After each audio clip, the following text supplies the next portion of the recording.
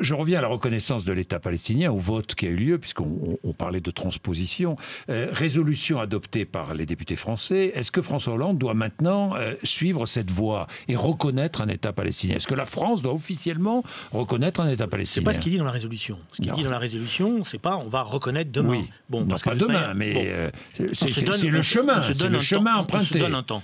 Moi, je ne suis plus parlementaire. Je pense que la résolution telle qu'elle est, là, j'aurais fait des amendements. Vous l'auriez voté? Je ne l'aurais pas votée telle qu'elle. Parce que je pense qu'elle est déséquilibrée dans ses formulations. Je pense que la résolution du Parlement espagnol est plus équilibrée. Je pense qu'il manque une formule sur la sécurité de l'État d'Israël. Parce que, vous savez, dans ce conflit, il n'y a pas les bons et les méchants. Et dès qu'on a une vision manichéenne du conflit, y compris c'est comme ça qu'on crée après les phénomènes antisémites, etc. Il n'y a pas les gentils et les méchants. Il n'y a pas ceux qui ont le pouvoir avec l'armée et les autres et les pauvres. Parce que le conflit palestinien, il a été totalement instrumentalisé depuis 1947 par un certain nombre d'États qui sont servis du peuple palestinien comme étendard pour refuser, y compris eux-mêmes, d'évoluer. Et ceux qui ont souvent plus massacré les Palestiniens, c'est pas forcément l'État israélien. Hein, on se rappelle la lutte terrible qu'il y a eu entre le Hamas et le Fatah à Gaza. Donc, il n'y a pas de manichéisme. Il y a deux peuples qui se battent avec des fanatismes insupportables qu'il faut combattre. Donc,